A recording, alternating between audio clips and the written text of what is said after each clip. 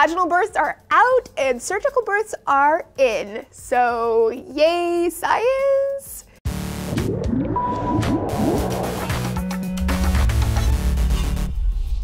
Hey everyone, Lacey Green here for DNews. Y'all have heard of C-sections, right? It's like a surgical birth. The surgeon makes an incision in the mom's abdomen and uterus to pull the baby out. The cesarean section originally emerged as an alternative to vaginal birth in the case of an emergency, for instance, if the umbilical cord prolapses, or more commonly, if the labor fails to progress. In recent years, though, C-sections have become wildly popular. In 1970, only 1 in 20 newborn babies was delivered by a C-section, and now it's 1 in 3. Some OBGYNs predict that it'll be more popular than vaginal birth in our lifetime. So is the trend a problem? Well, there are definitely some things to consider. For one, it's an actual surgery. So like most surgeries, when it's not a medical necessity, it increases the risk of complication. C-section also carries triple the death rate that vaginal birth does, and for the mom, recovery is much longer and more difficult. 20% of patients experience abdominal pain for months afterward. For babies, those that aren't delivered vaginally don't get the same exposure to their mom's microbiome.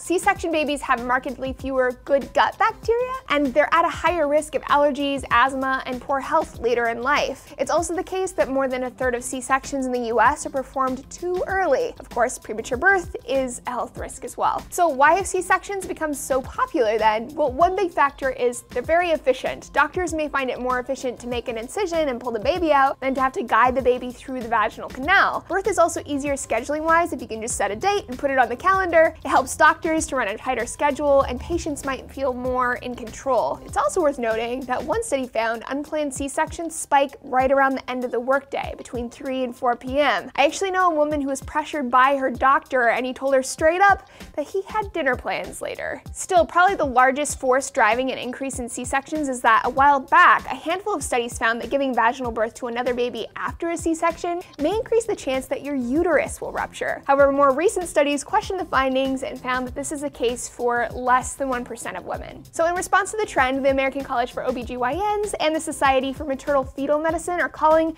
for fewer C-sections, with guidelines recommending that doctors and patients allow the proper time it takes for nature to take its course. They say that the rates are too high and the risks are too great, and they advise that doctors need to refocus on using the procedure as a last resort. So what do you guys think about C-sections and the current trend? Let me know down below or on our DNews Facebook page, and we'll see you next time.